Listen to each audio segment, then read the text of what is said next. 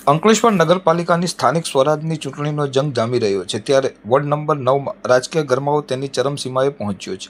અંકલેશ્વરના રાજકીય ફલક પર 108 તરીકેની લોકપ્રિય છાપ ધરાવતા શરીફ કાનુગા અને તેમની કોંગ્રેસ પ્રેરિત પેનલ દ્વારા મતદારોને રીઝવવા માટે અત્યંત આક્રમક જનસંપર્ક અભિયાન હાથ ધરવામાં આવ્યું છે.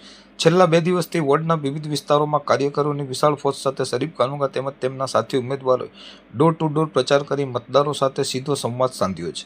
આ મુલાકાતો દરમિયાન ઉમેદવારોએ માત્ર મતોની માંગણી કરવાને બદલે સ્થાનિકોના પ્રશ્નોને ગંભીરતાથી સાંભળી તેમની સાથે આત્મીય નાતો કેળવતા વિસ્તારમાં પરિવર્તનનો અનોખો ઉત્સાહ જોવા મળી રહ્યો છે. આ ચૂંટણીમાં મોટો વળાંક ત્યારે આવ્યો જ્યારે આમ આદમી પાર્ટીમાંથી ઉમેદવારી નોંધાવી છેલ્લી ઘડીએ ફોર્મ પરત ખેંચનાર સંજય અમદાવાદીએ શરીફ કાનુગા પેનલને ખુલ્લું સમર્થન જાહેર કર્યું. સંજય અમદાવાદી પોતે પણ કોંગ્રેસના પ્રચાર કાર્યમાં જોડાતા કાર્યકર્તાઓએ ફૂલહાર કરી તેમનું ભવ્ય સન્માન કર્યું હતું, જેનાથી કોંગ્રેસનું પડલું વધે ભારું થયું હોય તેમ જણાય છે. શરીફ કાનુગાએ આત્મવિશ્વાસ સાથે જણાવ્યું હતું કે જનતા હવે પોકળ વાયદાઓથી કંટાળી ગઈ છે અને સચ્ચાઈ તેમજ ઈમાનદારી પર આધારિત વિકાસ ઈચ્છે છે.